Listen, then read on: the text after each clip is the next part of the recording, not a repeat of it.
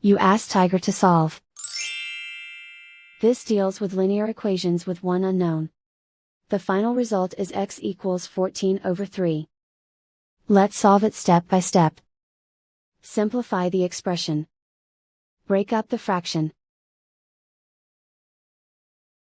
Simplify the fraction.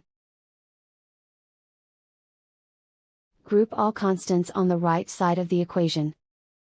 Add 2/3 to both sides. Combine the fractions. Combine the numerators. Reduce the zero numerator. Simplify the arithmetic. Convert the integer into a fraction. Combine the fractions. Combine the numerators. And so the final result is x equals 14/3.